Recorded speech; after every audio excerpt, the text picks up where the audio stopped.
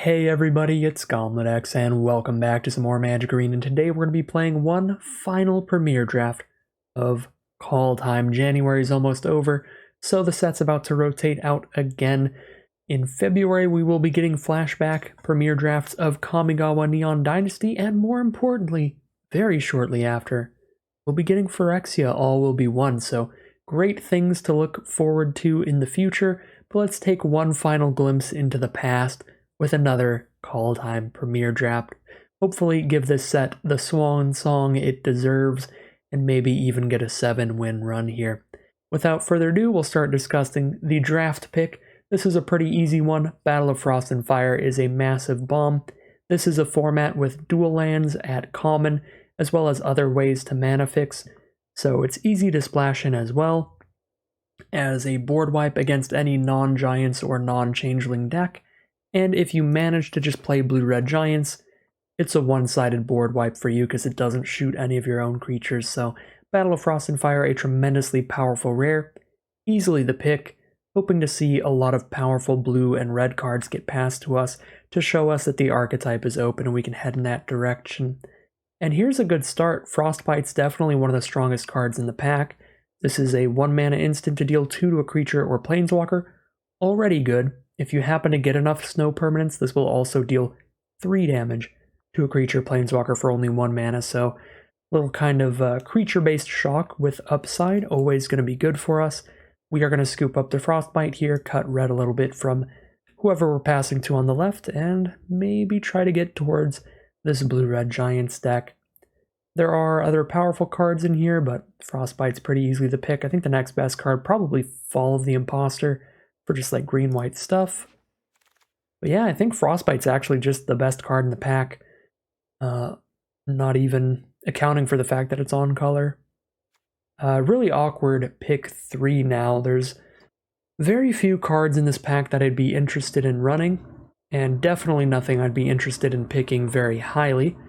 We could just take a snow-covered swamp just in case we become a very splashy deck that wants tons of snow lands. That might just be my pick here. I mean, the mob's going to be pretty filler. Kinseekers is pretty filler, but it is technically a giant if we go in that direction. No matter what we take here, we're taking something very filler or something very speculative like Snow-Covered Swamp. Wings of the Cosmos is a very good combat trick. It's probably the strongest card in the pack by a little bit. But we're only going to play this if we end up maybe like Boros, like a white-based aggro deck. But I guess we could take that here, and then if we go Boros, Frostbite and Wings of the Cosmos both go in that direction. I don't know, Kinseekers is pretty solid though if all your creatures are giants. I'll just go for that. Still crossing our fingers that the blue-red shows up for us pretty well. Alright, we might be splashing in a third color here or changing direction a little bit. The best card in this pack is pretty easily the uncommon Saga, Arnie Slays the Troll. This is another one of these removal spell style sagas where on chapter 1 you get a removal spell, and then you get a bunch of just added bonus on top of that. That's a really good deal for only 2 mana.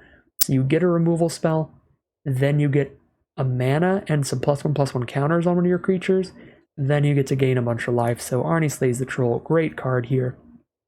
Worst case scenario, or best case scenario, I don't know, we could just splash it into a blue-red deck here, off of a few treasure tokens or green sources. Pack 1, pick 5, we do see a Squash, which is excellent, excellent removal. And it's probably going to be the pick here.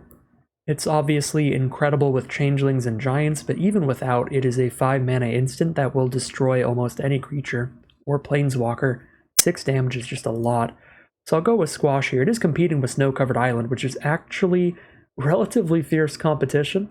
In this format, you do want to take lands really highly when you start getting any snow synergies at all, and we do have a Frostbite, and if we do end up in Blue-Red Giants, we'll probably have a little bit more snow synergies, particularly Bergstriders, the 5-mana 4/4 giant that really wants you to spend Snowman on it, because if you do, you get to tap down a creature and keep it tapped down for a turn. Still not going to take the island over Squash, but if the Squash weren't here, it would pretty easily be the Snow-Covered Island. Pack 1, pick 6, we could take a Faceless Haven here if we get really high on snowlands, and the worst case scenario for this card is that we're just drafting 20 gems, because I do own a playset. You can always check if you're trying to rare draft or complete your collection by holding down the Alt key on PC to see how many you have. The check mark, of course, means 4 out of 4. We could also take Horizon Seeker here in case we become more green-based. Maybe we're like red-green splash the blue. Don't play the Kin Seekers. That's a pretty reasonable spot for us to be, and it's quite unlikely we actually run the Faceless Haven, because I think I'm only going to run it if I can somewhat consistently activate it, and that should be super hard. Yeah, I guess I'll speculate a bit here. Have that potential red-green deck backup with the splashed-in Battle of Frost and Fire with the Horizon Seeker. This pack's really bad for pretty much everybody. Like, Elderleaf Mentor's very okay. Fearless Pup's very okay.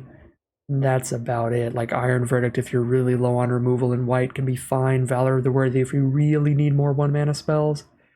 Bunch of very okay stuff. I guess I'll just take the green card, because we're not going to play Fearless Pup and Blue-Red Giants. But if we get pushed to green-red, Elderleaf Mentor could be okay filler. Pick 8, we do see Mists of Lityara and Ravenform back. Both are very mediocre removal spells we would rather not play. The only other option is really the Haji Mob in red. It's also unexciting. Raven Wings is okay when you have some good cards to synergize with equipment, or you just have some beefy creatures to send in this guy. Guess it could be okay in the Blue-Red Giants archetype. All of a sudden your 4/4 Giant is a 5/4 flyer? Yeah, I'm enough disinterested in these other cards that I'll just take a Raven Wings here. Even though it's not the scariest card ever. Gotta Seize the Spoils here, which is okay. Discard a card to draw 2 and get a treasure token to help get your splash cards active. Could also just take a Breakneck Berserker, good for the red aggro decks. If we end up in like red-green here, maybe be a little more aggressive, and Breakneck Berserker would be fine.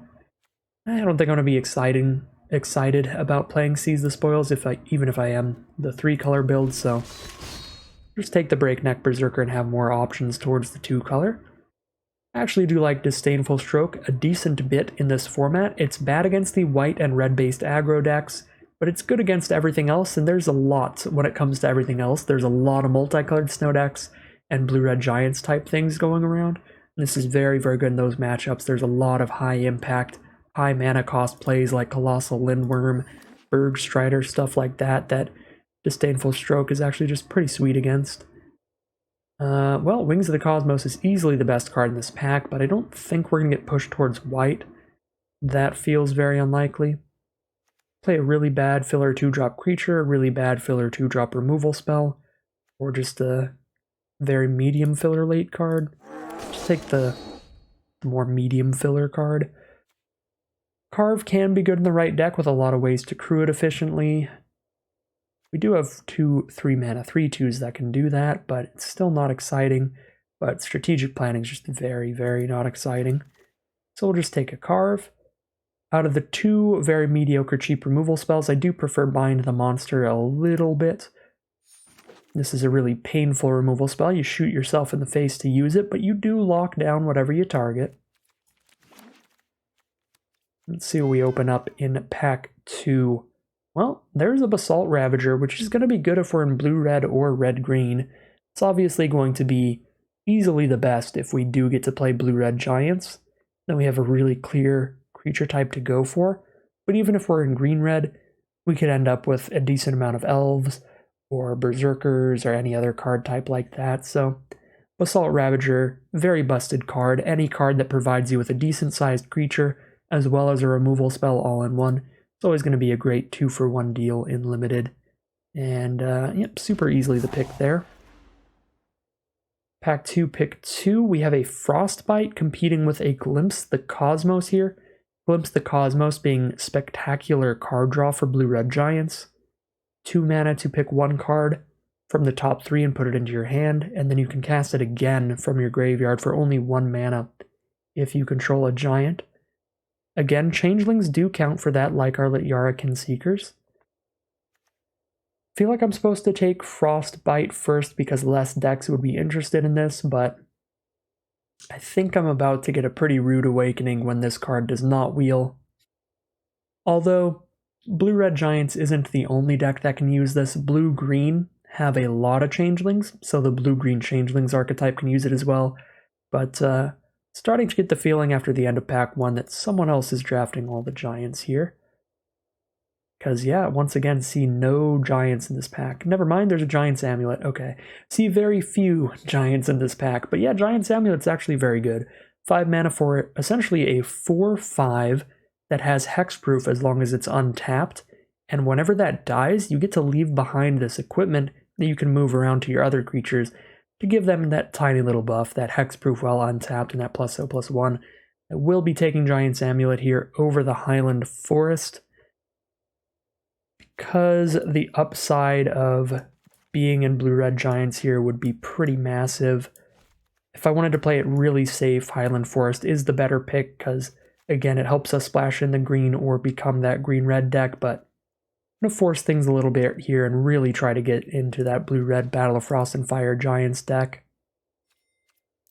Alright, now we have a Frostpire Arcanist competing with some incredible cards. I'm probably going to roll with Arcanist, but it's very close. This card is very, very good when you have multiple copies of the same removal spells.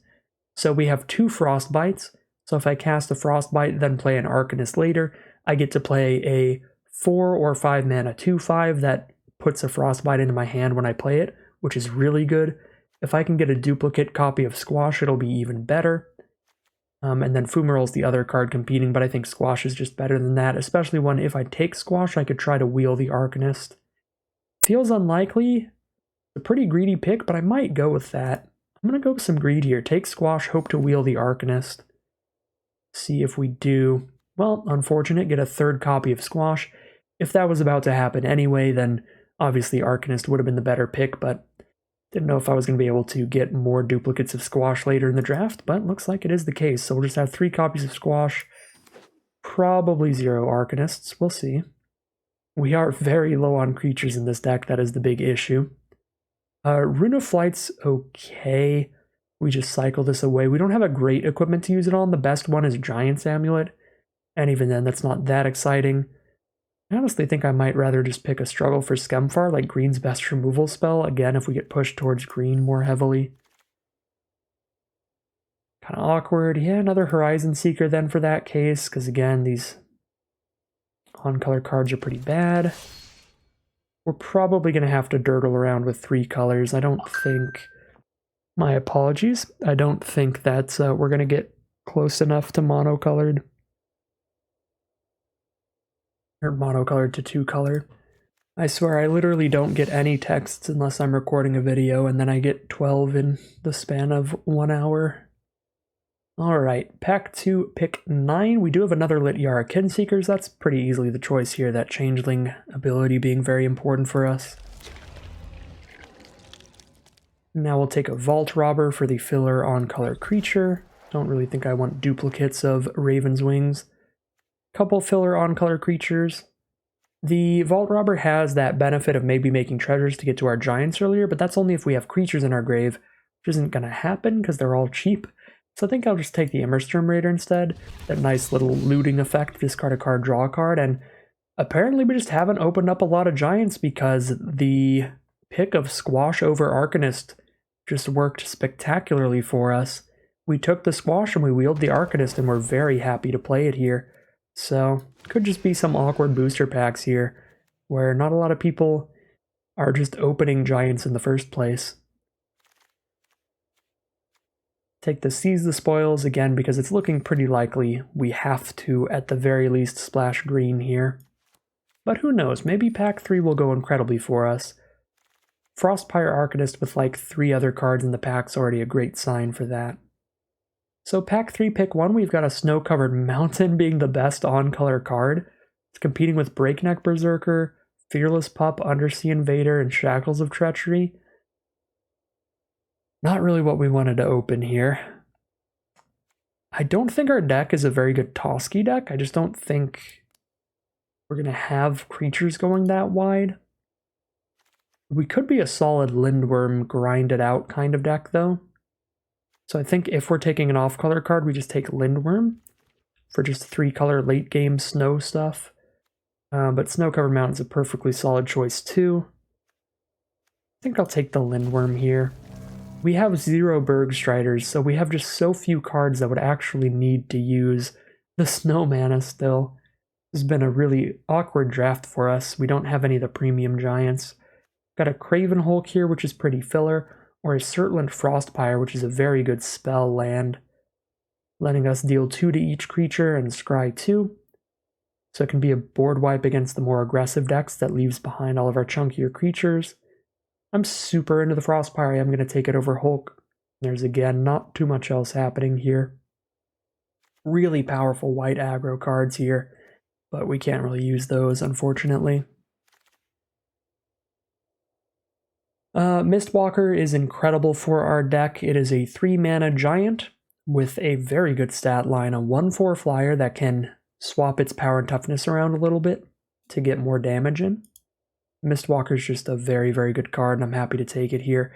Even taking it over a Gravenlore, which is kind of close, because this is a very good draw spell, but I really, really like Mistwalker. Now we can just play an Axguard Cavalry. This will be our best 2-mana creature we've got so far. Could also play Craven Hulk, but I think if I cut green here, move the non-creatures out. Yeah, I have 3 4-mana creatures already, and my 2-mana creatures, I only have 2 of them, and they're both pretty bad. Yeah, so I need less 4-drops, more 2-drop style cards. There, that's our creature curve right now. Yeah, take Axguard Cavalry here for another 2-mana creature. 4th copy of Squash seems pretty good. There's also 2 different green-blue lands to help splash in this Arnie Slays the Troll. Getting to a point, though, where I might not need to, and having 4 copies of Squash does make it very easy for the Frostpire Arcanist to trigger. So I'm going to take another Squash here, and then maybe cut Arnie Slays the Troll in as close to just blue-red giants as possible. Like, we're kind of getting there. We've got some filler creatures like a Mob, a Berserker, Vault Robber, Raider, but like we can play those to stick to just 2 colors, and we have excellent removal going on here. Could absolutely just have a deck. We've got Vault Robber versus Harbinger. I don't think either's very good here. I guess Harbinger's a wizard, which makes Arcanist cheaper, but that's not much of a deal breaker there. So now we have the 7-mana huge game-ending Cinderheart Giant that could get stuck on our hand because it's so much mana to cast, or the more filler, less like endgame kind of card, or the more middle-of-the-road, less endgame card of Giant's Amulet, but we'll cast it more often. And it is still quite strong. I think I'm going to go for Giant's Amulet here. We might even wheel Cinderheart Giant. Very few decks want the 7-mana, 7/6 trample. Undersea Invader's technically a giant, but it is a really, really bad one. If this were a 6-mana 5/6 with no text, I'd be infinitely happier with it, because it's just so bad that you spend all 6 mana and don't even block with it the turn you play it. There's nothing else we'd play here, though, but I don't even know if I want to run that Undersea Invader. We do wheel the Snow-Covered Mountain now. I guess I'll take that. It's only to work with Frostbites, and Frostbites don't even work unless I have 3 Snowlands. I guess there's literally no reason to take it. I suppose I take another filler creature, Breakneck Berserker, then.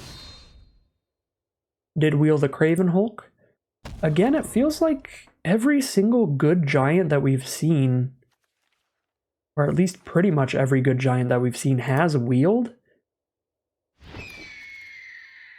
We're just not opening them. Or the Changelings.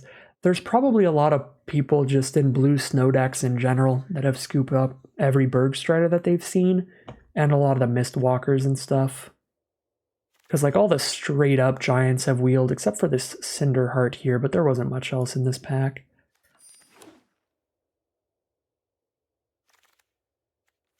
Don't remember any premium giants just not coming back.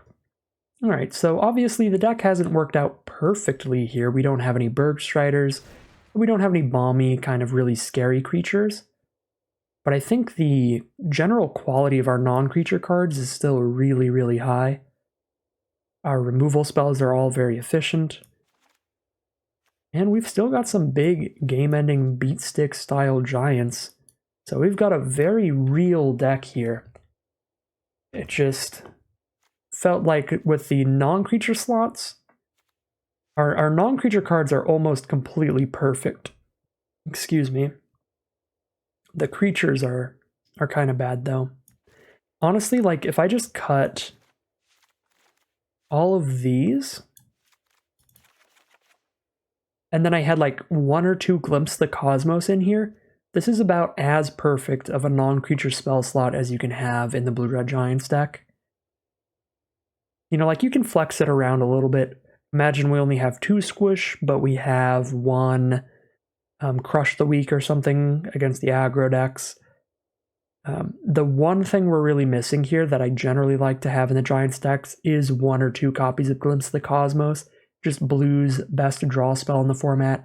4 mana to scry 2 and draw 2 cards, and you can also foretell it. And I think I'm getting that mixed up with the 2 mana blue sorcery. Oh, that is the one Giants card we didn't wheel. That was probably somebody in like blue-green changelings, but somebody could have also been in Blue-Red Giants and just not taken all the removal for it. It does happen. Maybe they just got a bunch of good removal pack 1 and then scooped up all our creatures later. Anyways, we're going to cut 3 creatures here, probably just the worst filler 2-drops, like a couple Vault Robbers and a Pilfering Hawk.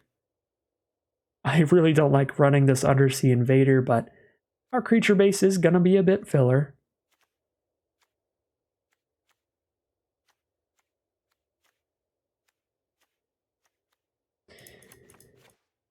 Yeah, the non-creature spell is looking incredible here. This could work out well for us. In hindsight, the one thing we really could have done here was just be more splashy, taken some duels highly. I don't think we saw a boatload of dual lands, but we had an opportunity to pick up at least 1 green-red duel and 1 green-blue duel, which would have made splashing in the green pretty easy. Not easy, but very reasonable. And then just been like a blue-red-green kind of snow deck. Could have been okay. Probably would have been a little stronger than this, since we didn't get basically any of the premium giant creatures. This deck still looks good though, and I think I'm just going to run it as is. Alright, here's a look at the deck we're going to be playing today. This is the final Kaldheim draft deck of this return to Kaldheim. It's another Blue-Red Giants build, went for that pack 1 pick 1 Battle of Frost and Fire. Got a bunch of great red removal to follow it up between Frostbites and Squashes, kind of keeping us on theme. Couple Kinseekers we got through the middle there.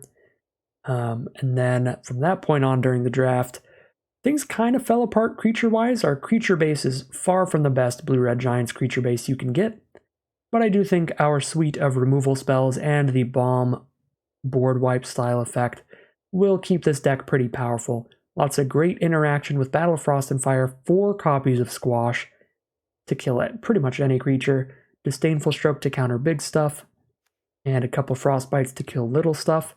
Means we're really good at interacting with our opponent's plays, killing their biggest threats, and then generally we're curving out with some very mediocre, very medium creatures, but kind of letting our spells do the talking here for the most part. And we do have that Frostpire Arcanist being phenomenal with the playset of Squash, making it really easy to have this be a 4 or 5 mana 2/5 that tutors our library for a removal spell when we play it. So there's still some good stuff going on the creatures. Also Basalt Ravager with some of these changelings, some of these giants often going to do 2 or 3 damage when it hits the board, so that'll be a really, really good deal as a removal spell on a creature all in one. There's a few creatures doing some good things. Again, the Kinseekers, if we manage to get multiple creatures that share types on the board, can be good as well. And we can do that not even with just giants. If we have, any creature into Mistwalker, into Kinseekers, that will trigger it because of the changeling effect to match whatever our 2 mana creature is. And we do have, Dwarf into Kinseekers, or Berserker into Kinseekers. So there's more ways to trigger the Kinseekers than just with our giants. And of course, if this is a 4 mana 3/5 that scries one when it hits the board, it is a pretty good deal too. So again, Some really filler creatures I'm not a fan of, like Undersea Invader's probably the worst creature in the deck. Mob is not great, Hulk is not great, Raider and Berserkers are a little weird in here. But, you know, drawn in the correct sequencing, we've got some decent synergies that could be popping off with them. So that is the deck. That is going to be the final Kaldheim draft deck this time around. Let's cross our fingers and hope it does well as we head into the gameplay. Here we are in game 1 with a pretty slow hand, but a solid one. We do have a 2-drop creature, and then it's just a bunch of interaction, Frostbite and Squash, as well as that Arcanist to pull out another Squash from our deck. So actually looking pretty sweet here. Now we even have the Basalt Ravager to shoot something as it hits the board. Could be very solid here. Drop our Cavalry and pass the turn. Playing against a red-green deck here. They foretold a card, could be a Seraph's Packmate coming down. 3/3 that'll let them draw a card. It's going to be Dwarven Reinforcements instead. A couple 2/1s. Not very good for our Axguard Cavalry to deal with here. Probably just play the Mountain and pass the turn. Don't love trading our Axguard Cavalry for half of a card from our opponent. But I'll be pretty happy to play a Basalt Ravager and shoot one of the 2/1s with that.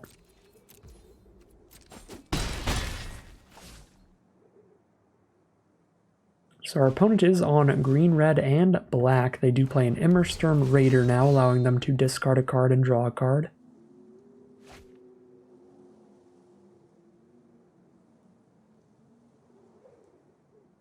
And I think I'm just going to Frostbite here while it fits into the curve well. Because this way, while I don't love just immediately frostbiting a 2/1 in most games, this is going to make it so I instantly have a decent removal spell in my graveyard for the Frostpire Arcanist to pick up. So if I find myself in a turn not wanting to play removal, but wanting to play a creature instead, I can play the Arcanist and just pull out the second Frostbite, so I can play the Arcanist without losing any value. Unfortunately, our opponent has a pretty unstoppable bomb here, Essica's Chariot, where even if we kill the Chariot itself, they've gotten 2/2/2 cats out of it. So yeah, I mean, if I was omnipotent, we could have held up Disdainful Stroke and probably won this game, but since I wasn't, those 2/2/2 stop all our creatures currently on the board. I don't really have any other choice but hold up the Squash to kill the Chariot, or it's going to keep making creatures every turn. So now we have to Squash Chariot, hold up Disdainful Stroke for anything else, and really cross our fingers here, because that was a big swing in our opponent's favor. Essica's Chariot, just a pretty ridiculous 3-for-1 card, where I have to spend a removal spell to kill the Chariot, and I have to trade 2 creatures off to kill the 2 cats. At the current rate things are going.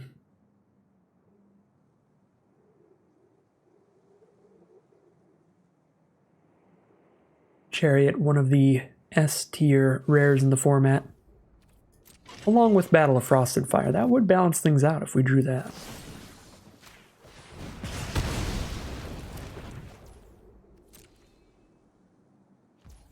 I don't even think I would play it immediately, though.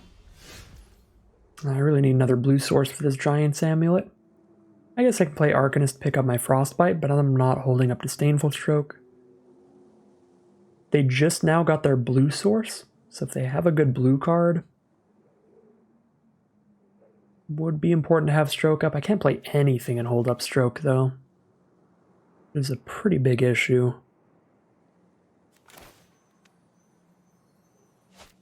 These creatures are really bad at blocking all these 2-power things. I just need an Arcanist on this board badly enough. I think I just slap it down. I could even pick up a Squash. I think I'm actually going to take a Squash then. Because Squash is a big enough removal spell to kill pretty much any creature they might cast this turn. So now if they cast a big 4 mana value or greater creature, I can still just Squash it, and we'll be fine. King Narfi's Betrayal. Okay, so they're going to draw 2 cards out of graveyards here. Usually not the greatest card, but when they can recast an Essica's Chariot, it's a pretty bad time for us. That one is a 3 mana card, though, so we could not have held up Disdainful Stroke for that. Whoa. Oh, it only exiles creatures or planeswalkers. Okay. Oh, we don't have a creature planeswalking grave, so it literally just drew them one mob and that's it. Okay. Alright, I thought that was going to be really bad for us, but I misremembered the card. They can only cast creatures and planeswalkers. So yeah, 3 mana, mill 4, draw 1, basically. What that card did, so not the worst. Not the worst time for us. Now we just hold up all these spells. Unfortunately, until I cast this Giant's Amulet, I'm not really going to get to attack with anything. So we're giving them a lot of time to draw into any extra bombs they might have. I'd rather hold up Disdainful Stroke for potential non-creature cards. Or creatures that might be too big to squash or have good enter the battlefield effects. I think when they play the mob, I'm just going to squish it. I've got the Frostbite for small stuff and the Stroke for other big stuff they might cast later.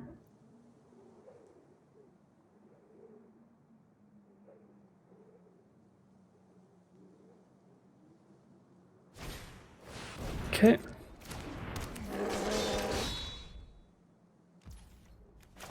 Here's the squish.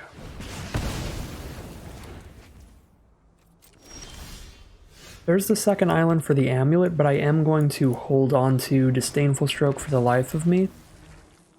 By playing the Harbinger, I can play the Giant's Amulet and still hold up Disdainful Stroke because the Harbinger can add the blue mana for the Disdainful Stroke. So next turn I can play Amulet and still have the Stroke up, and we'll stroke that. So I don't even need to hold up the mana for the counterspell, because we're definitely using it on the Cinderheart Giant. Okay, now we're going to drop the Giant's Amulet and kick it. And now I've got a nice chunky blocker. Even if Arcanist gets in, so we'll get in.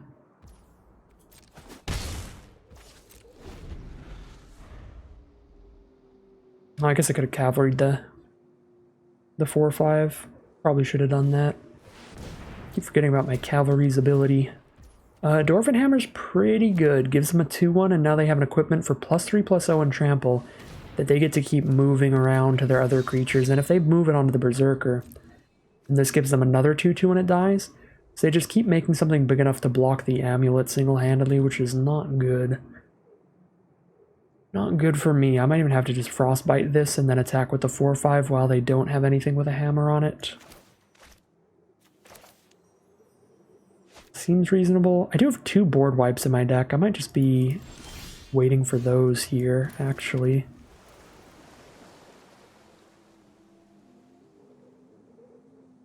I could see that.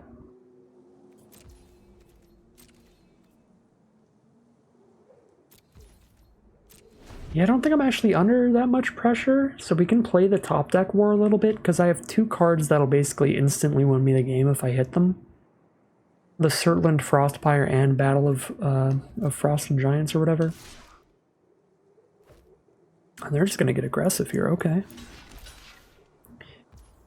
Start trading off with my creatures that die to my board wipes. Icebind Pillar, that is super bad for us.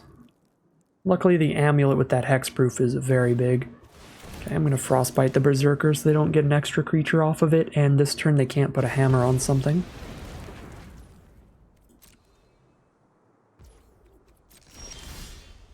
Okay.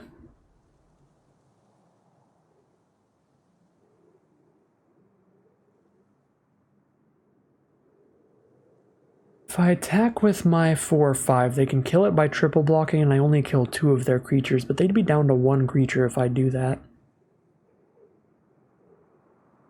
Feels reasonable to me.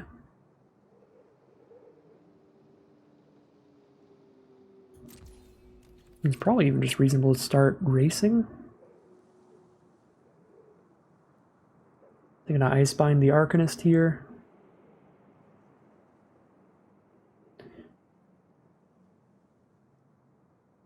If they didn't have Icebind Pillar, being able to put Amulet onto my 4/2 to make it a 4/3 and then attack with both would be really good, but because they have Icebind, if I move it over, they'll just tap this. Or tap this. which makes it significantly worse. And I guess if I send Arcanist in, they can triple block Arcanist and only lose one creature.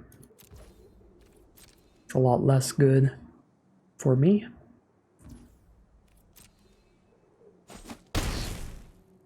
Okay, take 4.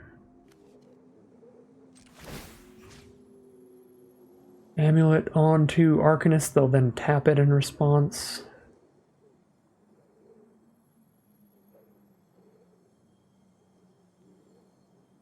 Guess I put it on Cavalry and see if they try to tap it in response. No, they're too smart. They're too smart. The only creature that would matter if the amulet is on is Arcanist. And they're not gonna give me an opportunity to put it on Arcanist. I guess I can try. Yeah, they know what's going on. Make sure I can't get a 2/6 here. Fair enough. Back to Cavalry it goes, because I'd rather trade off with Cavalry before Ravager. I'm not playing Berserker this turn, but that's fine. Another Dwarven Hammer. Good lord, that is bad for me. I guess they only have the mana to put 1 on this turn, but it's another 5/1 blocker for them. We are back to top deck Wrath mode.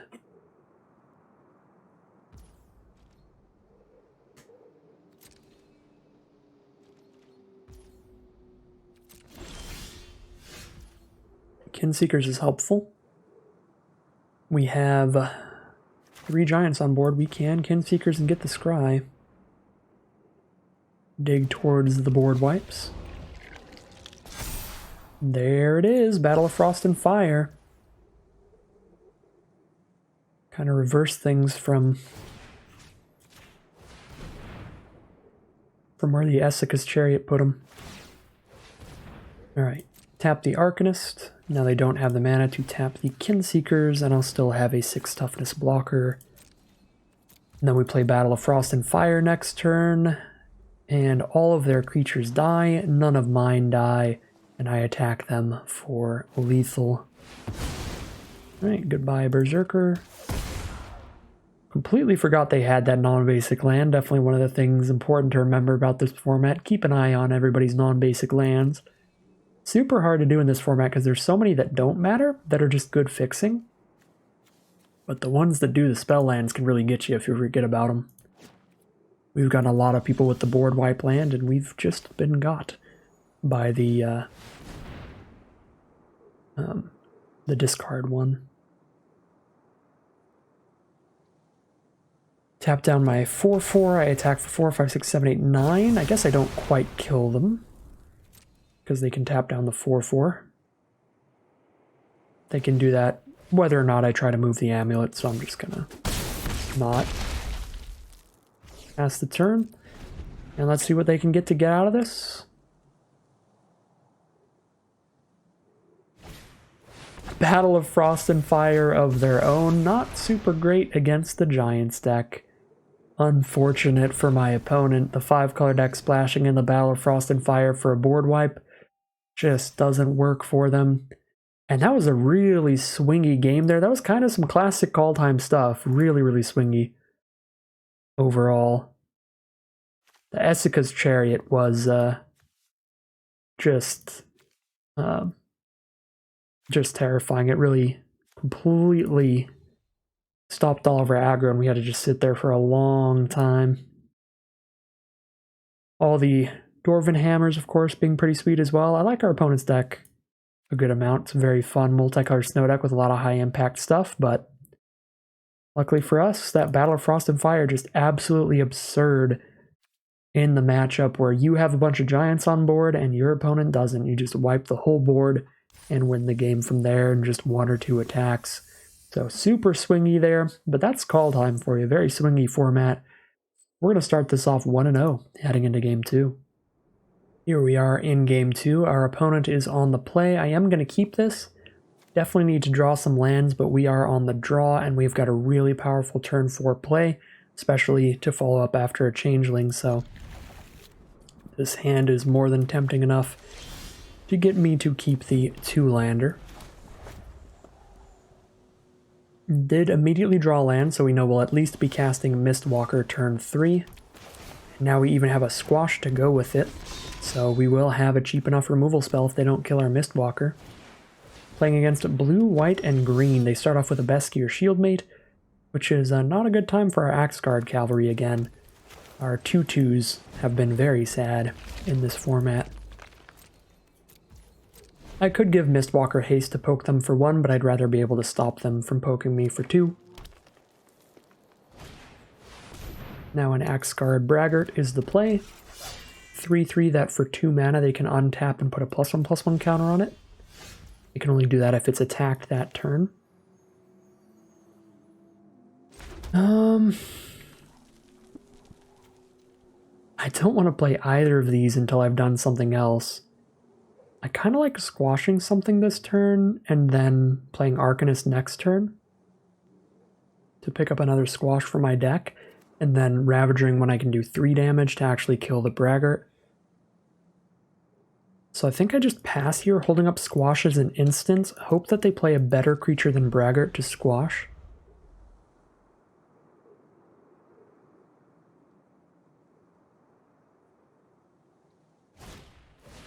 Clarion Spirits.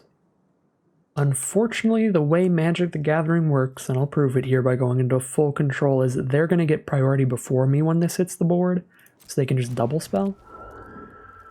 See, we're in full control mode, but they still get to cast a spell before I get to squash that.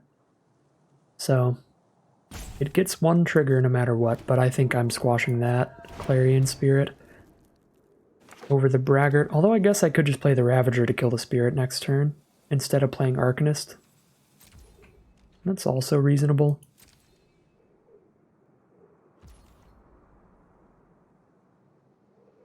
Squash Braggart, Arcanist, or Squash Braggart, Ravager, Clarion Spirit, Arcanist the turn after this. I almost feel like I'd rather just still not squash them. And just Ravager the Spirit. Just let Braggart hang out for now. Well, I guess they've got a Raven Wings to put on it, so it can still be scary. Yeah, I should get this Squash out of the way so I can cast this Arcanist sooner. Alright, Squash Braggart. Drawn to another Squash, but that's okay. I have a full play set. I'm definitely not going to draw all 4 before I cast this Arcanist. Ravager the Spirit. And Mistwalker can block both of these even if they have Raven Wings on them. So we're good there. Pass the turn. We're chilling. They have 3 cards in hand, we have 3 cards in hand, but one of our cards grabs another card, so we should be a little bit ahead in card advantage. Try to find a victory from there.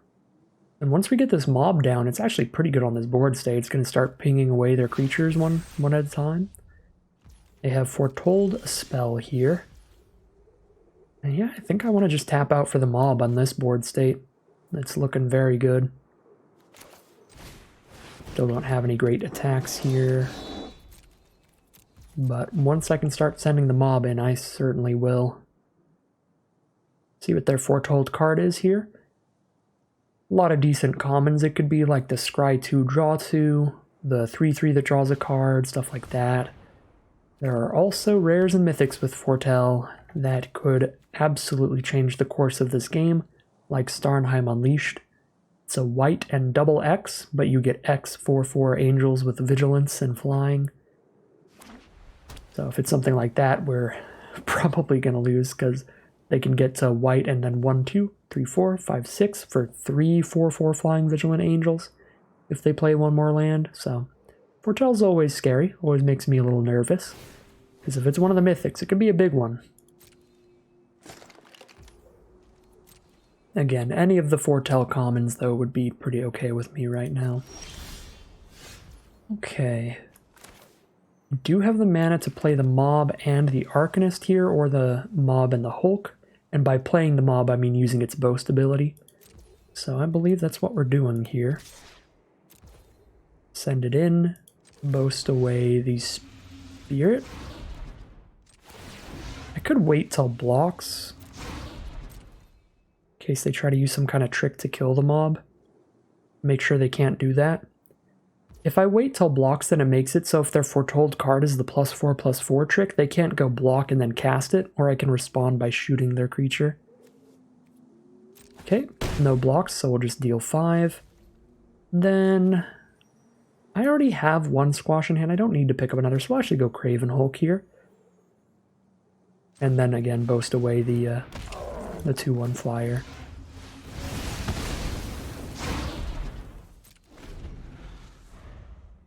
I like boasting that one a little better because Shield Mate immediately replaces it and they'll still have 2 creatures on board instead of just 1. I like lowering down the quantity of creatures first and then starting to chip away at the Shield Mate and its creature token. Doomscar, well that's very bad for me. I guess they are down to 1 card in hand and 1 foretold. Oh, that wasn't even the foretold card. Well, that's scary. Yeah, I mean, we're actually still ahead in cards, even after a board wipe, which is really impressive. So, still in a fine position here. Gates of Istfell is going to change that too. Draw 2 cards for our opponent. They will start to come ahead here. Double squash in hand. I am going to just shoot this thing. Feels a little bad to have to kill the 1/1 token, but when they have a Raven Wings, we're going to have to kill pretty much anything they play.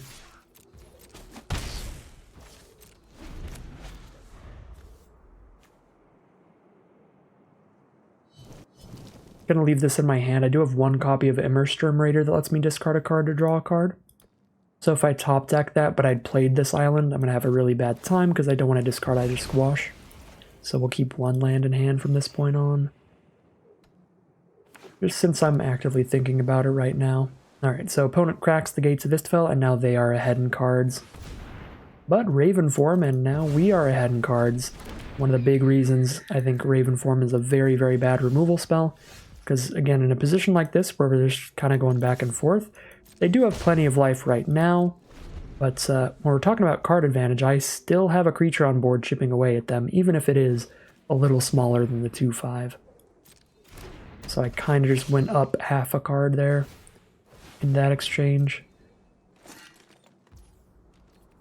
Alright, I'm going to hope that their card isn't Saw It Coming, because if it is, they're going to have the mana up to use it at any time, and it is not a Saw It Coming.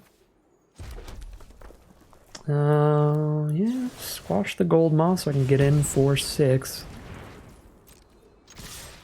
Use this bird they've given me very well. They're dead in 2 more attacks, but we're just about out of cards. Cosima, God of Voyage. They can exile Cosima to set up a bunch of card draw, but that happens pretty slowly, so they have to just put Cosima on the board and then leave her there to block, which means we'll probably just squash so that we're still killing in 2 attacks. Tempted to not squash here because I can still just keep attacking with Invader and their only option is chump blocking. Yeah, I want to have 1 backup squash, wow, no matter what, and I guess Battle of Frost and Fire is a pretty good draw. Can blow up Cosima, keep my Invader. I do lose my bird, but then I still have squash for later, and I get to scry 3 next turn. Yeah, I mean, that's just worth it. Sorry, bird token.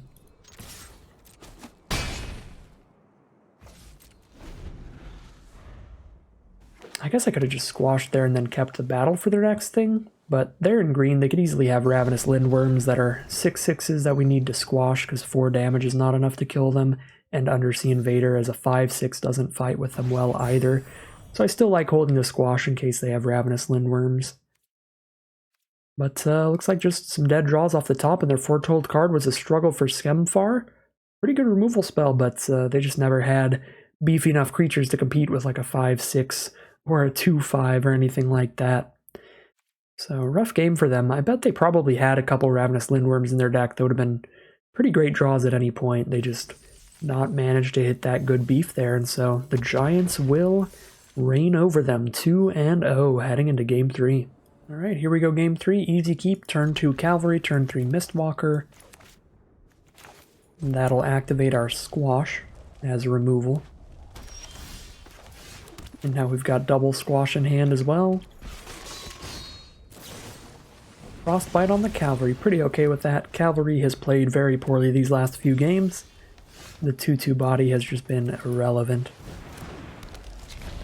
So just get one of their removal spells out of the way. I'm pretty fine with it. 4th mana here. Probably gonna have to play Immerstrom Raider and just choose not to discard anything, which is awkward. They don't have enough snow permanents for a Frostbite to be 3 damage, so I can hit for 2 freely.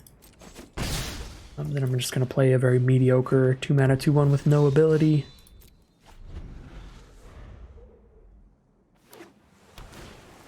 Spirit of the Alderguard from our opponent, very good card. Even if I squash it, it has drawn them a card, it's drawn them a snow land. So I am going to squash it here because it's threatening to be a 3/4 next turn, which I'm not going to block particularly well, especially if they play another snow card. And I do have a backup squash.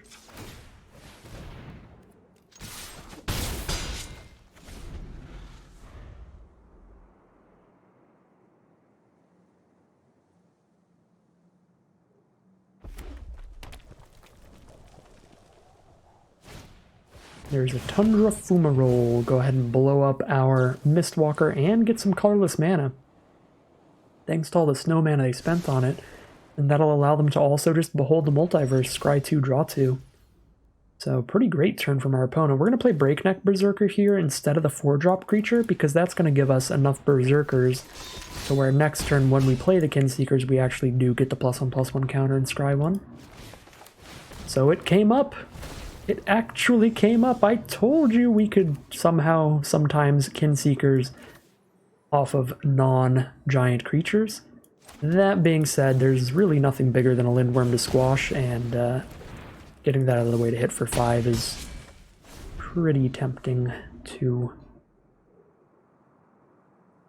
They still have 6 cards in hand. They are far ahead in card advantage.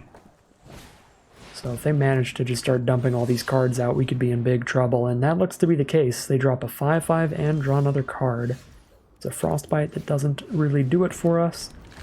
Let's see what we get with Kinseekers. Harbinger, that is garbage doo-doo. Put that on the bottom of the deck, and I guess I could still send Berserker in and 2-for myself to kill the Outrider, but I'm playing from a position where I'm already pretty far behind in cards. I don't think I can afford to 2-for myself, unless my opponent was like really low on life. Now Svella Ice Shaper is going to be another way for them to get ahead in card advantage. They can just keep using the 8-mana ability to keep drawing and immediately casting cards from the top 4 cards of their library.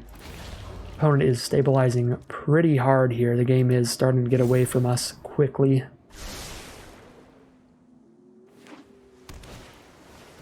Yep, they even get to recast the Glimpse of the Cosmos for that to be a 2-for-1. Pass the turn. Another land for us means we do get to play the Undersea Invader and start attacking with that.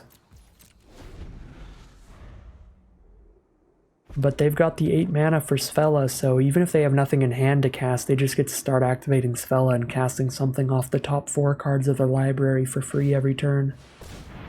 We can go for the Manolith from Svella and play a Grizzled Outrider. Looks like they don't even need to use Svella to get miles ahead right now. Alright, here's Undersea Invader. At least we have a 5/6 to block the 5/5s. There's a Squash. Now we have Squash Frostbite up to ruin blocks. I mean, if I squash an Outrider and then attack with everybody, they could double block to kill Undersea Invader, but then they take 8 and die, so they can't do that. I think main phasing their Svella actually opened us up to a decent attack here.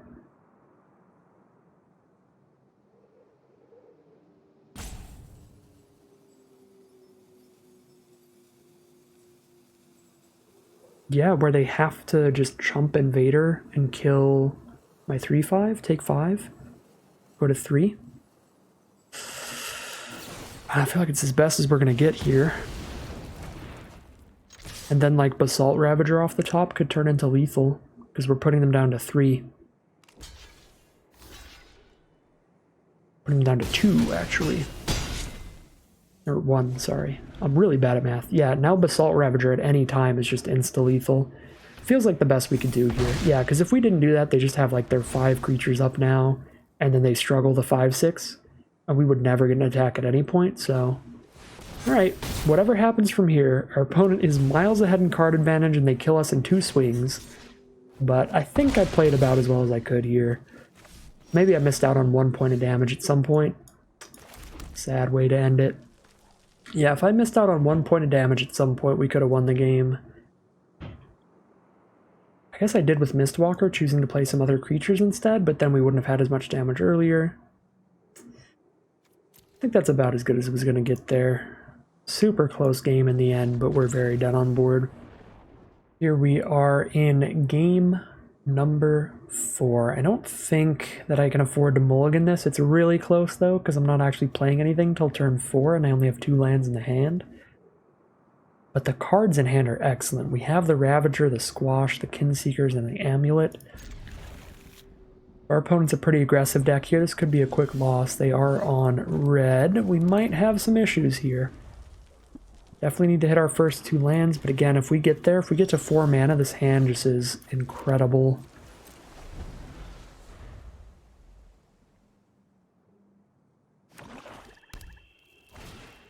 Alright, Breakneck Berserker for the first play from our opponent, hit us for 3. We do hit the 3rd land on turn 3, play our own Breakneck Berserker. Blocking is generally pretty bad in this format in that there are cards like Run Amok they could very easily have that'll just kill our Berserker and still trample over for 1,000,000. So I think we just get our attack off here. Wither Crown is the play. Well, in that case, I'll lose the 1 life and then chump block. Because I can stop 3 damage with it instead of... basically, I'm choosing to take 1 instead of taking 3 by getting a chump block with it. Immerstrom Raider is a very good draw here.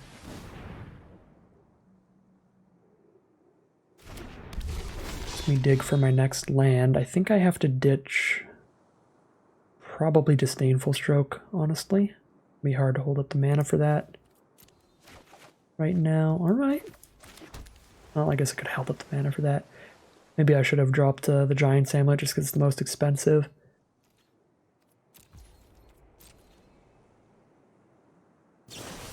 Alright, Frostbite the Raider, sure thing. Dwarf Berserker, Ravager's a giant wizard. I will not have enough creatures out to Ravager something for 2 next turn. Alright, they're going to play the God of Storytelling, Rune of Speed on her to get extra damage in.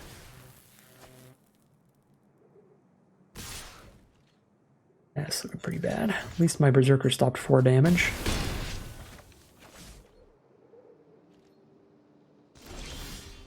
Okay, Mistwalker. I think I go Kinseekers, and if they don't have another removal spell, it's a great blocker for Berserker.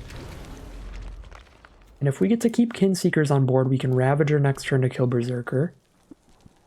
And even if I don't keep it on board, if I hit another land, I get to go Mistwalker Squash next turn. This is a Run Amok, but I can't not block or I'm dead on board. Take exactly 10. Oh, it's not a Run Amok, it's a Frostbite. That is significantly better for me. Okay, that's actually very okay. Okay, land here would have been beautiful. Land here we go Mistwalker Squash. We don't hit land, what do we do?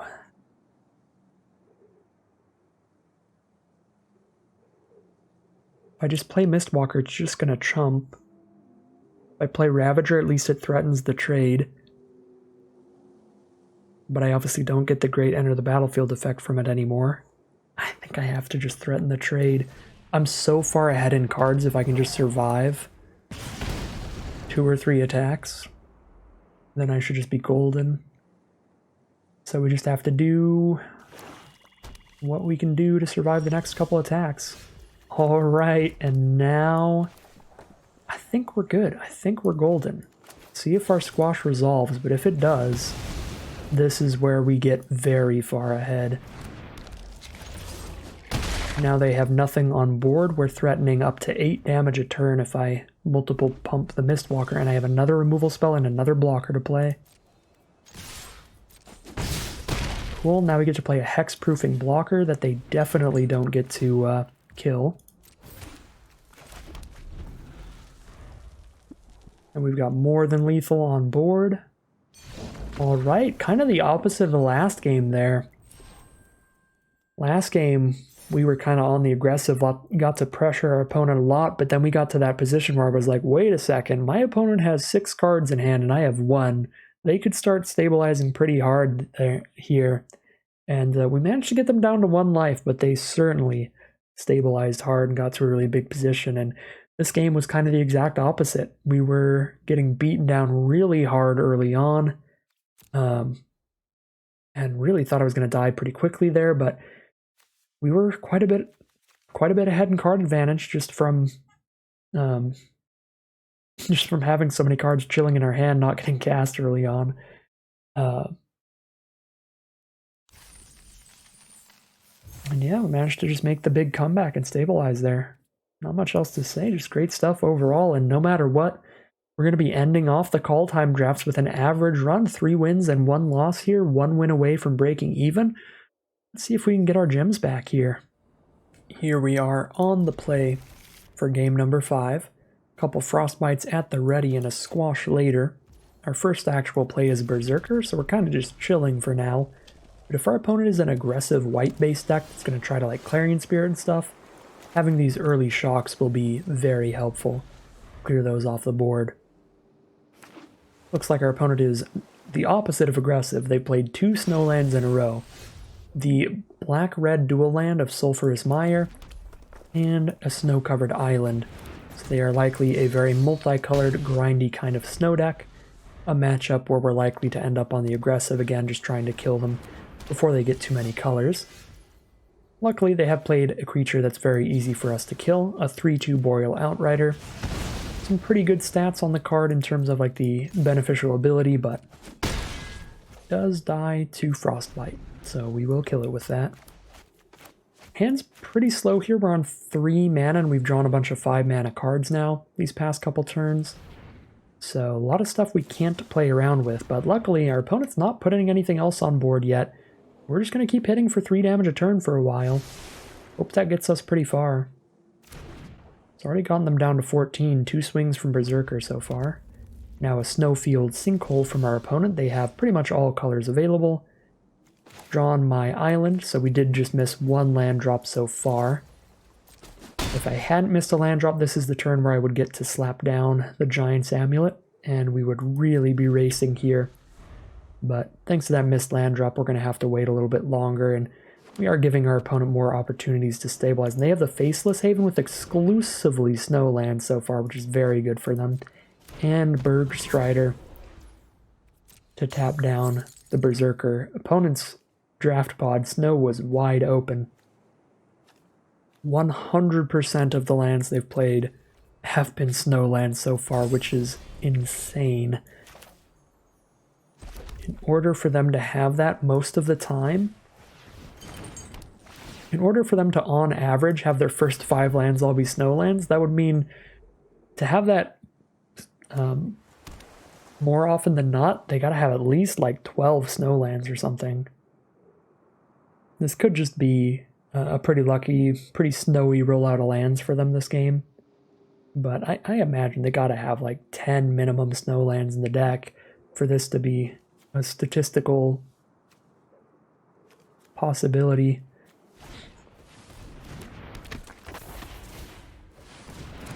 Really beautiful snow mana base from our opponent. Alright, they just slammed down a bunch of blockers here. Battle of Frost and Fire, unfortunately looking pretty bad in this matchup, but our squashes are pretty solid. And our Frostbite is fine. You know, I just might go 3 for 3 on my removal spells here to just hit them for 7 and put them to 4 life. We're kind of on the aggro here, let's do it.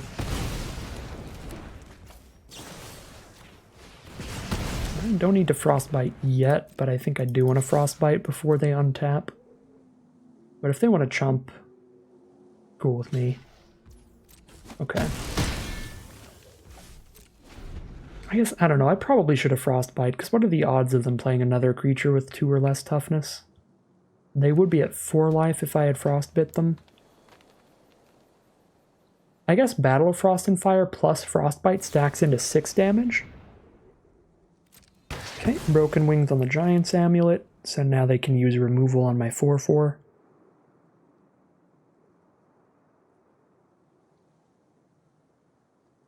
Probably just hold up Faceless Haven now and try to trade the Haven into the 4/4. Can't stop them from doing that. Alright, trade the Haven into the 4/4, go to 5 life. Likely their play.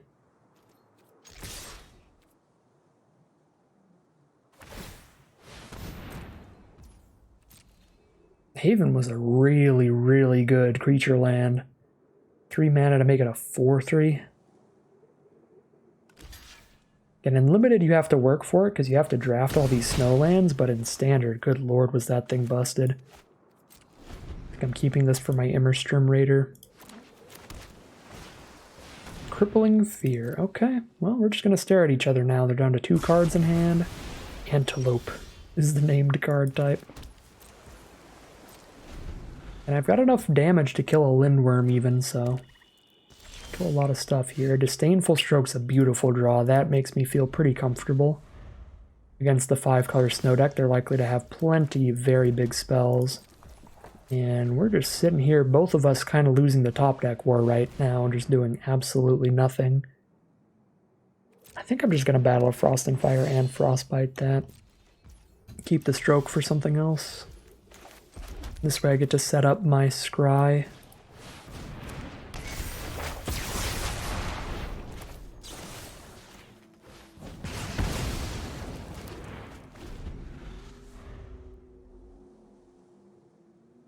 Scry 3 pretty good at this point. Just dump all the lands on the bottom and look for any kind of action.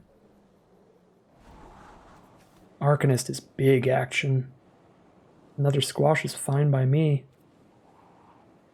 Yeah, and Arcanist is even a 5-mana card, meaning I will draw 2 and discard a card, which is beautiful. Keep this in hand to discard to the draw 2, discard 1. Yeah, if they don't do something super explosive here, we should be able to get there. And the only explosive thing they could have is Coma, the World Serpents, because if it's not Coma, I can just Disdainful Stroke. Elderfang Disciple's annoying. Now I don't get to hold the land for my Battle of Frost and Fire. But it's not a big deal, it's just annoying. Alright, they could have their own Disdainful Stroke, but they're not going to counter a Squash on an Elderfang Disciple, so I don't have a way to play around it. No matter what, I draw 2, discard 1. Ooh, I don't want to discard any of these. That is rough. I feel like I have to discard a Squash. Do I have a Squash in my grave yet? I do. I have 2. Oh no. Both my Squashes and both my Frostbites are in grave. Oh no.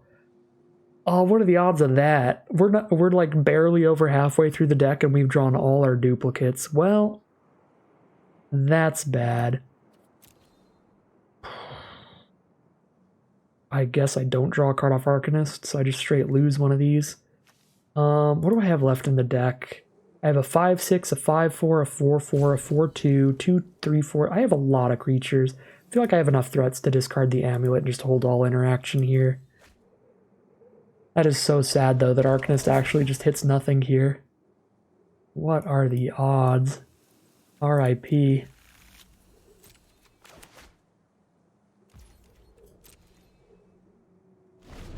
I guess I should have scried the Squash to the bottom. I should have realized that. Should have checked my graveyard counts sooner. Because I could have done that. Could have scried one of the Squashes to the bottom and drawn an extra card there. Just lost the value. Not going to lose the Immersturm Raider value. We're going to wait for a land for that. I totally forgot my opponent's at 5 life. 2 damage a turn's already just threatening. I guess if I play... yeah, if I play Raider and they don't kill either of my creatures, I just kill them next turn.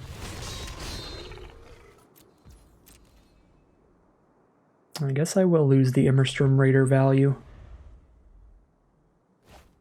Foretell a card. Hopefully... not removal?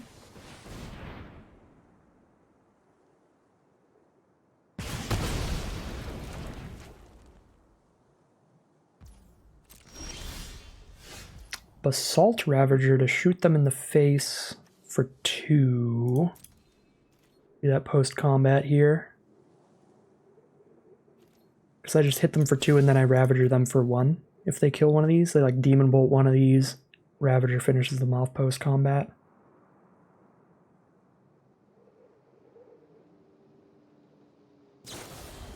Run ashore. Well, Disdainful Stroke's pretty good there. Then we're going to put 1 in my hand, 1 on top of my library. Poison the cup. Okay, Ravager will kill them. They are tapped out. They're going to take 2, and then Ravager's going to shoot them for 1 more. And that's going to be a victory against the 5-color snow deck here. Very much thanks to Disdainful Stroke. Glad I just kept all the interaction there. It played well. We are now 4-1, breaking even for the final Kaldheim draft. Very happy with that. I'll take 4 3s all day, but let's see if we can go farther and get in the money here. Here we are on the play.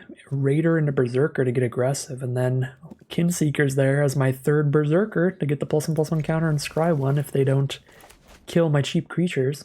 We even have a Frostbite against opposing early threats like Clarion Spirits. Pretty excellent hand all around.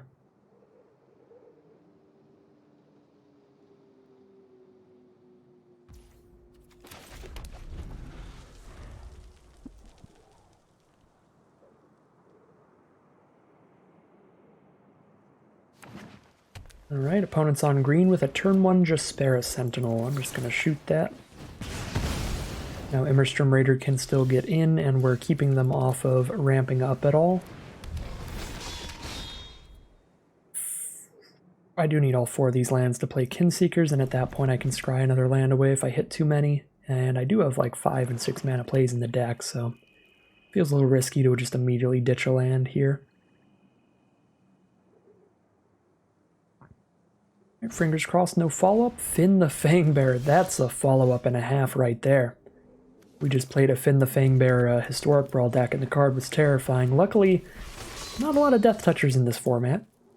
But Finn, even by himself, can hit for 2 poison every time, and worst case scenario, 2 mana card that's guaranteed to trade up into anything it blocks. So they do get a mana advantage there by playing a 2 mana card, trading up into my 3 mana play. Alright, well, Berserker for Raider is fine. Kinseekers isn't going to do anything for me anymore, but it's still a 2/4. They are not going to take the trade there. Let's drop the Kinseekers, get a 2/4 on the board, and drop a Giant's Amulet next turn, and we're just playing off the top here.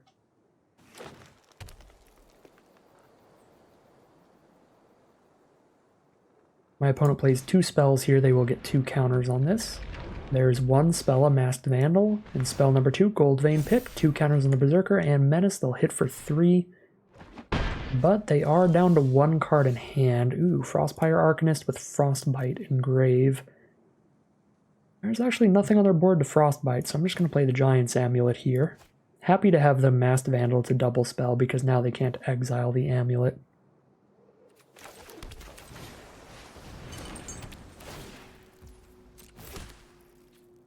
Drop a 4/5 and pass.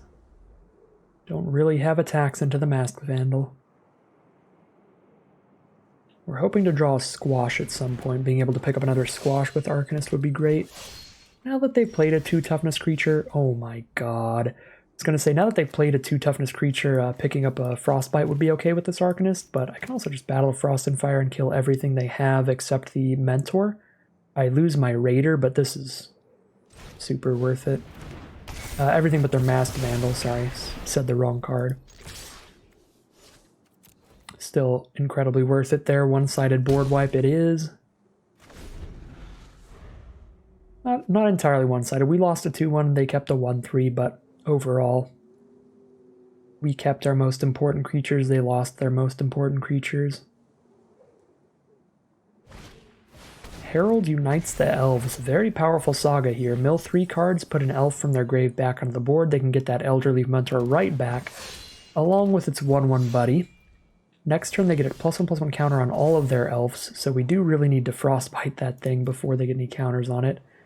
Battle of Frost and Fire, it doesn't matter because I'm about to shuffle my deck with the Arcanist anyway.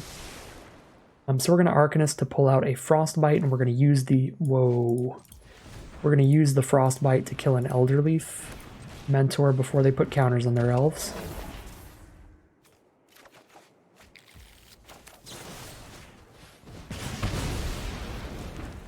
And then we're going to send in the 4/5.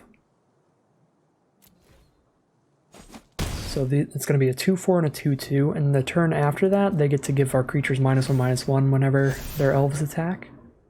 But all our creatures are so beefy, that's probably not going to matter. Well, another elf card here. Now they have 3 of them, and this one lets them draw a card every time one of their elves dies.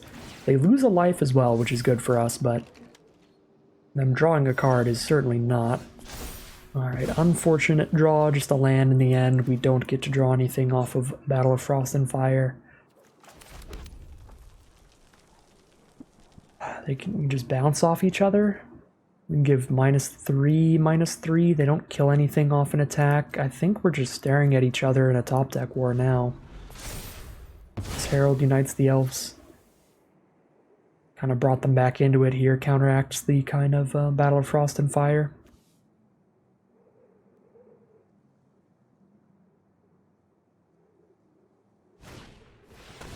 Death Knell Berserker, that is very good with a Gold Vein pick, and it's also an elf.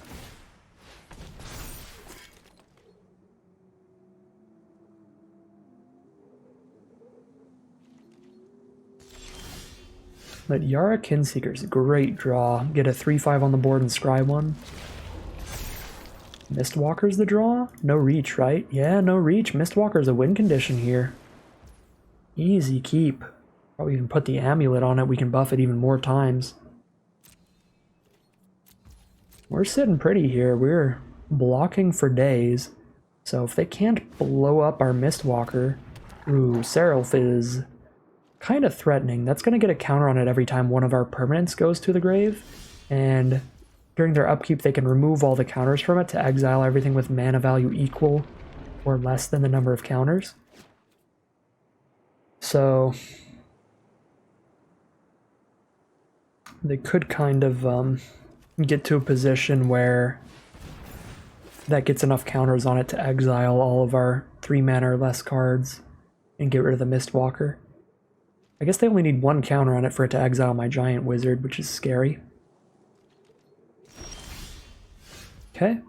Yeah, we're all in on this Mistwalker here, just hope they don't have removal. And we kill them in 2 swings with it even. We can buff it 1, 2, 3 times.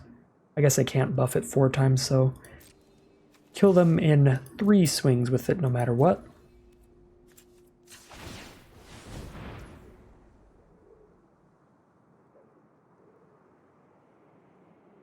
Put them to 8, hit them for 4 the next 2 swings.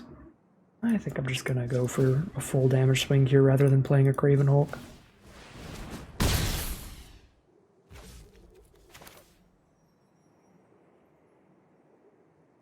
If I draw an Immersturm Raider, I'll just not draw the card. Oh, I already played it. I played Immersturm Raider and Battle of Frost and Fire. I have no reason to hold lands at this point. If I kill one of their elves, they die now. Well, if I hit a land and I kill one of their elves, they die. If I kill 2 of their elves, they definitely die, because I can buff Mistwalker to 4. Yeah, I'm gonna go for it. Like, if I draw a land here, they die, because Avenger puts them to 5, and then land makes Mistwalker hit for 5. So I'm gonna go for it. Trigger Avenger. Didn't hit the land, didn't hit the land.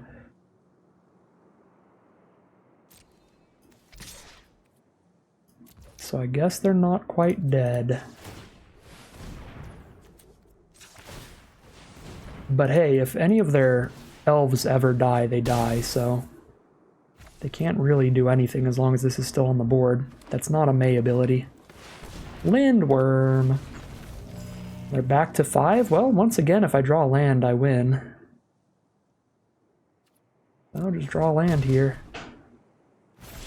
There we go, hit it this time, and now we hit for 5.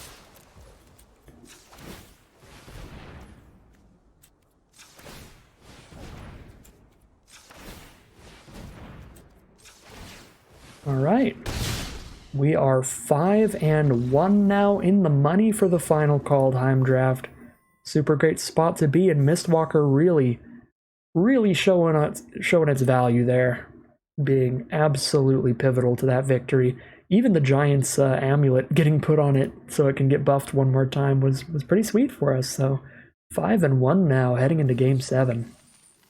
Here we are now, Game 7, turn 2 Cavalry, turn 3 Breakneck Berserker. We are a Giants deck. I was going to say we're a Berserker's deck now. Berserker squad, let's go. Hit them for 5 damage on turn 3. They've started with a Snowfield Sinkhole, the white-black dual land, into an Elderfang Disciple, turn 2. That is very rude. I almost feel like I have to discard a Squash. Yeah, I kind of think I do. I really don't want to, but that's my best choice. Because Frostbite can kill these cheap creatures that they're almost definitely going to keep playing. I have no Giants right now, so Squash is just a 5-mana spell, which we're pretty far away from. Gold Vein pick for the Disciple to start getting treasure tokens. If they do that, though, they're going to be tapped out, and we're going to take another 5, go down to 10. Pretty happy with that.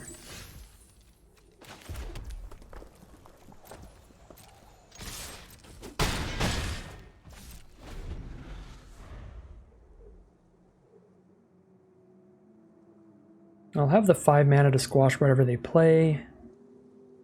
Next turn after I play a land. I am tempted to Frostbite this Disciple.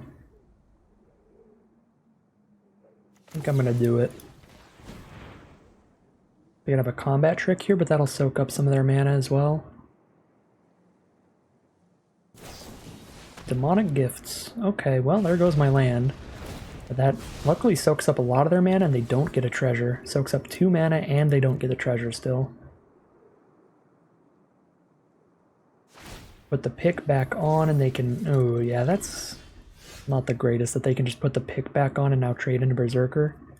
Well, we're just sending the squad play a Hulk. Put them to 8. Oh my god, I could have just given the Hulk haste. Why do I always forget Cavalry's ability? I should have hit them harder there. Had a hasting Hulk.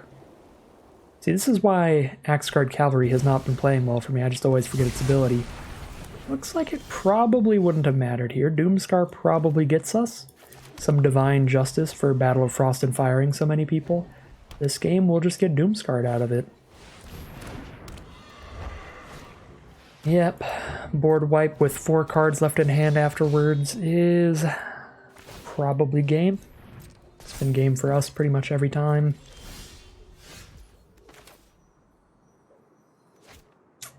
One damage is not enough to kill anything. And 2 toughness is not enough to get through any of these. So I'm just going to hold up Squash. I guess I'm just going to squash the flyer.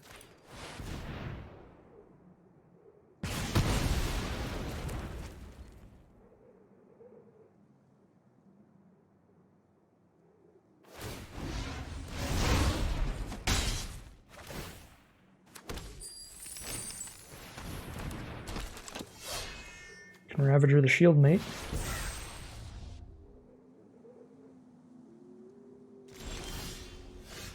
Harbinger is a wizard, so if I play that, then this, I get to shoot for 2 damage, but 2 damage still doesn't kill Duskwielder, so it's not like I kill anything bigger. Although Harbinger blocks Duskwielder well, they'll just put the pick on Shield Mate and hit me with that instead.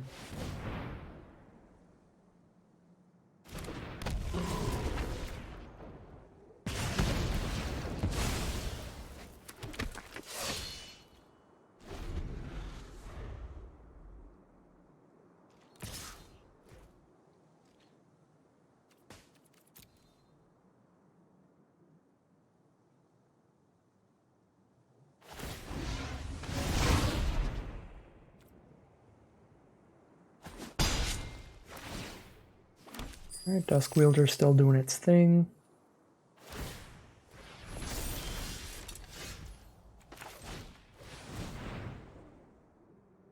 Got the Harbinger now.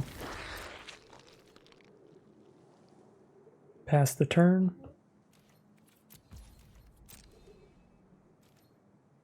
We're not completely out of this. If I get like really, really lucky and I hit like a Frostpire Arcanist, the one that's 2/5 and searches for another removal spell in my deck, that could be a way to swing the game back in my favor. Not against Furious Retribution. Never mind. Well, Battle of Frost and Fire will still do it, but now that is the only out. Furious Retribution. Oh, it doesn't because they put the pick on it. The hard read. So smart. Oh my god, it's still my best play here, but now this just kills... This Angel just kills the Ravager? How on earth? Oh my god. That was just so perfect from our opponent. The preemptive moving of the Gold Vein pick.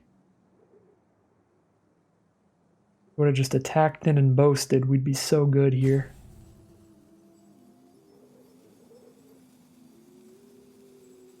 I mean, I use battle, I get to hit them for 4 at least. And then I scry 3 to try to find an out to this, or because I'm gonna die so fast. If I don't, I kind of have to.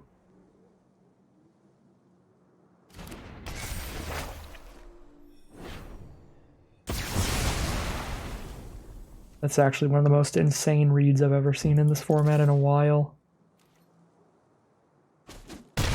I don't think that it was like a read though. I think it was just them, they're gonna move it over so that they can use this second ability to kill my 4/2 anyway. So they were like, well, let me just move this right now. Wow. And now we get Embercleave by the Onslaught.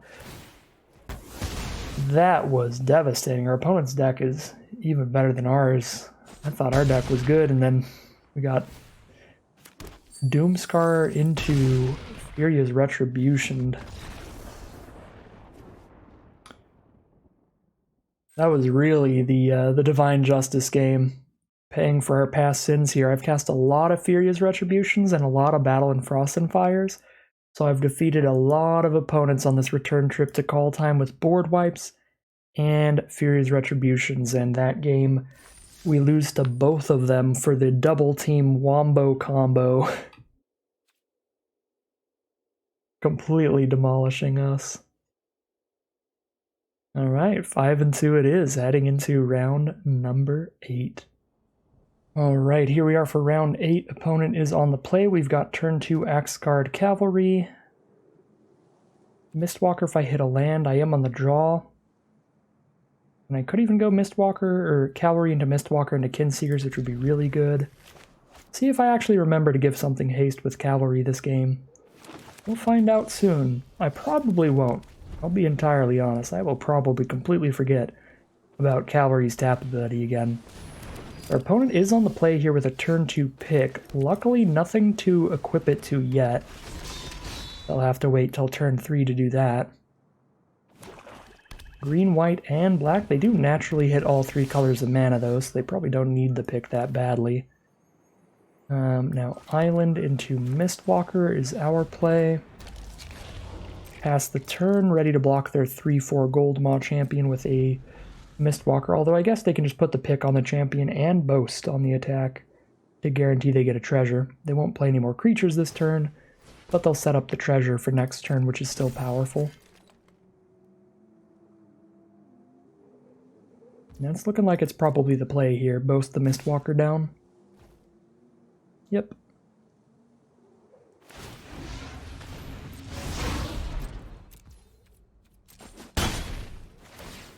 Get the treasure from the pick.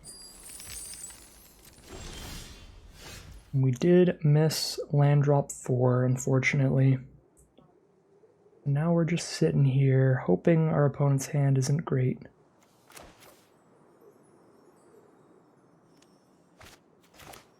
Yeah, because I don't put anything on board here.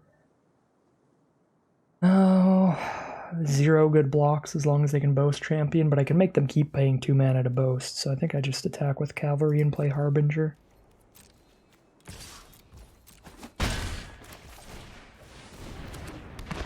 Alright.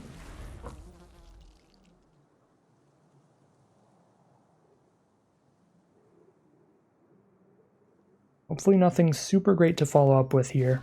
With their hand, yikes. Big yikes. We did beat the only Esca's Chariot we played against today so far.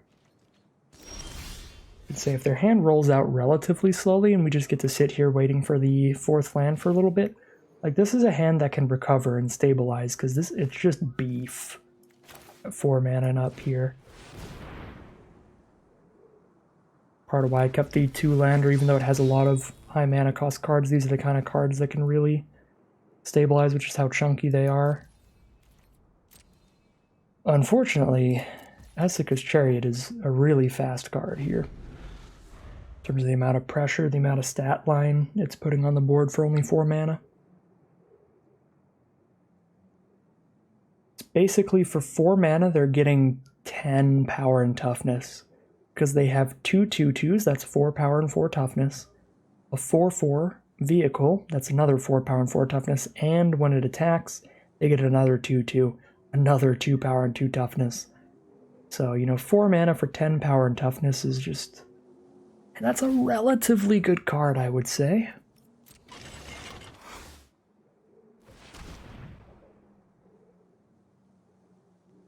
Oh my god, they're going to put the pick on it here, so I have to block with 5 power.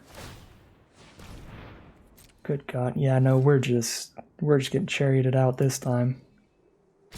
I guess I could still battle with Frost and Fire like we did last time. I think that's how we beat the last chariot. That would still be a way to beat this one. Although, yeah, now if they just boast down... Okay, there's 0 chance we beat this one. No. We could have if we didn't miss lands, but our creatures are too small to block because they can just tap down the Berserker. Jesus Christ. I guess we kill Goldmaw Champion. And Essica's Chariot is now guaranteed to give them 12 power and toughness for 4 mana because it gets to attack again. And we miss another land. Alright. It was a risky keep. Again, the thought process was if my opponent doesn't have anything too explosive early game, we can wait a little bit, but this is pretty explosive.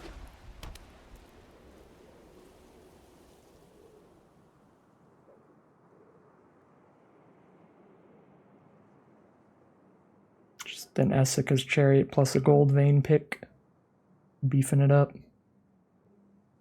They don't have the champion anymore, so I do get to kill the chariot this time, but again, opponent should be more than willing to just trade it off at this point. It's already gotten them 10 power and toughness. It's about to get the 12th off of this attack.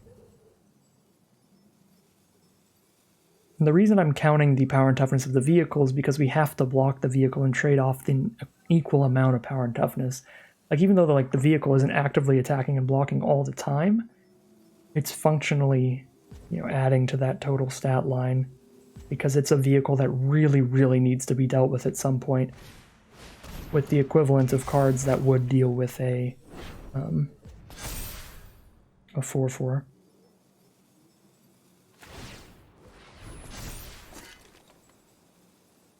Yeah, now they're just juicing up the cat.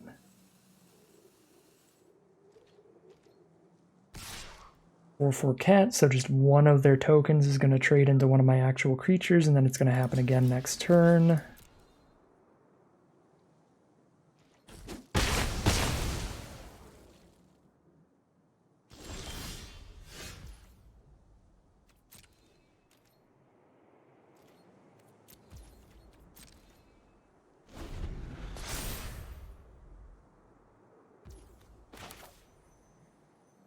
Let me crew the chariot in response to this. Don't feel like it's the best play I have is to kill a 3/3 with a frostbite. Oh. Yeah, they get to exile one of my creatures next turn now.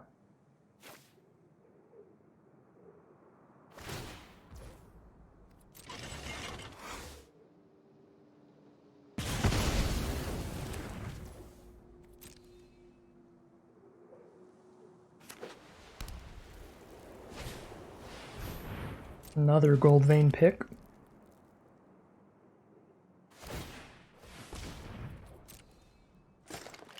Which means they get to make it 6 toughness. Yeah, we have 5 power. I'm over it. Yet Essica's charioted very hard that game and missed like 3 land drops in a row too. That one was a pretty sad way to end it. But we kept a risky hand there, got punished. It is definitely a part of Magic, and definitely part of the keep that we went for there. Pretty bummer way to end it, though. 5 and 3 in the end. Still a great record overall. We beat one Essaker's Chariot, even if the Chariot gets the last laugh. And yeah, overall, I think this deck played even better than I thought it would. So I'm pretty happy with a 5 and 3 run here. Again, we have a lot of pretty weak, pretty filler creatures, but just curving out Raider into Breakneck Berserker actually played pretty well multiple times, getting a lot of early damage again against these slower snow decks. And I think I also just undervalued like the Kinseekers here. I think Mistwalker, Double Kinseekers, Basalt Ravager, and Frostpire Arcanist, I think I would classify like all 5 of these as actually just pretty incredible creatures in this deck. They were all phenomenal every time we drew them, so it was actually more like we have like 5 incredible creatures and 5 kind of filler creatures than just like 2 or 3 like I was thinking of, just like Ravager and an Arcanist as incredible. But yeah, every game we had Ravagers and Arcanists and stuff, they were doing super nasty things. And yeah, the creatures really showed up doing a lot more than we thought they would. And yeah, super sick stuff overall. We never got to Frostpire. That's a little sad, but I think we got to do everything else that is in the deck, and it all played out pretty well for us. So 5 and 3, we're up in gems by a little bit, leaving with 100 more gems than we paid with, and getting a bunch of extra packs that we can go ahead and immediately crack open for yet more gems. That's going to be 80 more gems here. Wonderful stuff. Quite far ahead in value today, and not a bad way at all to end the Kaldheim Premier Drafts. So that is going to end the Kaldheim Premier Draft. That is going to end today's video. If you want to see the schedule of upcoming events this week, I do have a post on the channel about it. If you just go to my channel and click the posts section instead of the video section, you will see that. Phyrexia All Will Be One is coming out in the middle of the week. That will be the early access event that Wizards of the Coast has given me access to again. So thank you very much to Wizards of the Coast for that. But yeah, we've got the schedule of all the Phyrexia All Will Be One stuff on the channel post section if you want to see what's coming. But it's some pretty sweet stuff all around. Other than that, as always, you can check out the Twitch channel if you want to catch me live. Check out the Patreon if you want to support me directly. And as always, just for watching, thank you very much for watching. And I will see you again soon for some more Magic Arena.